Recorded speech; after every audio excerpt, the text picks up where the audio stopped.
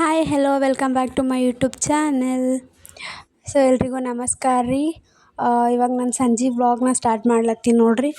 Morning ಮಾಡೋಕ್ಕಾಗಿಲ್ಲ ರೀ, ಒಂದು ಸ್ವಲ್ಪ ಬ್ಯುಸಿ ಇದ್ದ, ಹಂಗಾಗಿ ಇವಾಗ ಸಂಜೆಗೆ ವ್ಲಾಗ್ನ ಸ್ಟಾರ್ಟ್ ಮಾಡತ್ತೀನಿ ರೀ. ನನ್ನ ಮಗ ನೋಡಿರಿ, ನಾ ಏನಾರ ಅಡ್ಗೆ ರೆಸಿಪಿ ಹೇಳ್ಬೇಕಂತ ಹೊಂಟಿದ್ರಿ.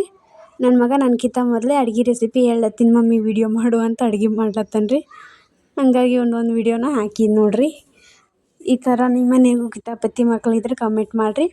ಇವಾಗ ನಾನು ನಿಮಗೆ ಅಡ್ಗೆ ರೆಸಿಪಿ ಯಾವ್ದು ಹೇಳತ್ತೀನಂದ್ರೆ ಚಿಕನ್ ಸಾಂಬಾರು ಮಾಡ್ಲಿಕ್ಕೆ ಹೇಳತ್ತೀನಿ ನೋಡಿರಿ. ಒಂದು ಕೊಬ್ಬರಿ ಹುರ್ಕೊಂಡೀನಿ ರೀ, ಒಂದು ಈರುಳ್ಳಿ ಹುರ್ಕೊಂಡೀನಿ ರೀ, ಒಂದು ಈರುಳ್ಳಿ, ಆಮೇಲೆ ಒಂದು ಟೊಮೊಟೊನ ಹುರ್ಕೊಂಡೀನಿ ರೀ.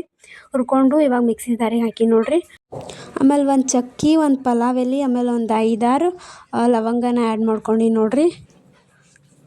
ಇವಾಗ ಒಂದು ಸ್ವಲ್ಪ ಕೊತ್ತಂಬರಿ ಹಾಕಿ ಒಂದು ಸ್ವಲ್ಪ ನೀರು ಹಾಕಿ ಮಿಕ್ಸ್ ಮಾಡ್ಕೊಂಡೀನಿ ರೀ. ನೆಕ್ಸ್ಟು ಒಂದು ಕುಕ್ಕರಿಗೆ ಎಣ್ಣೆ ಹಾಕಿ ಇವಾಗ ಪಾನಿ ಹೊಡ್ಕೊಳಕ್ಕೆ ಶುಂಠಿ ಬೆಳ್ಳುಳ್ಳಿ ಪೇಸ್ಟು, ಒಂದು ಪಲಾವ್ ಎಲೆ, ಆಮೇಲೆ ಒಂದು ಚಕ್ಕಿ, ಟೊಮೊಟೊ, ಈರುಳ್ಳಿನ ತೊಗೊಂಡೀನಿ ರೀ. ನಾನು ಆಲ್ರೆಡಿ ಚಿಕನ್ನ ಅರಿಶಿಣ, ಉಪ್ಪು, ಆಮೇಲೆ ಎಣ್ಣೆದಾಗ ಹಾಕಿ ಆಮೇಲೆ ಚಿಕನ್ ಹಾಕಿ ಸಪ್ಪನ ತೆಕ್ಕೊಂಡೀವಿ ರೀ. ಸಪ್ಪಂದು ಎಲ್ರಿಗೂ ಗೊತ್ತಿರ್ತದೆ.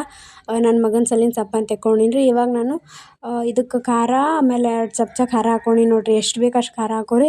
ಮಸಾಲೆ, ಆಮೇಲೆ ಗರಂ ಮಸಾಲೆ, ಆಮೇಲೆ ಮನೆಯಾಗ ಯಾವುದು ಚಿಕನ್ ಮಸಾಲೆ ಇರುತ್ತೆ ಸೊ ಅದನ್ನು ಆ್ಯಡ್ ಮಾಡ್ಕೋಬೇಕು ರೀ.